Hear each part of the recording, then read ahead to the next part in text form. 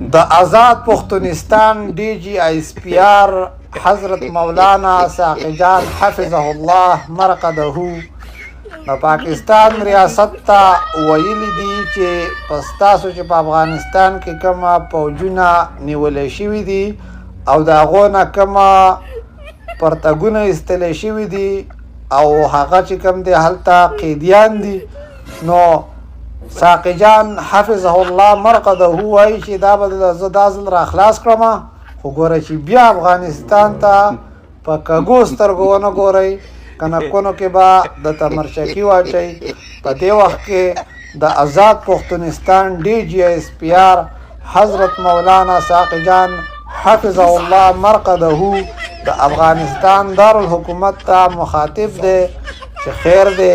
دا کوم پاکستاني فوجونه چې تاسو دلته نیول دي دا وله واپس ورکئ. پویه شوي نه دي، غولې خوړل دي، په څمڅو یې خوړل دي،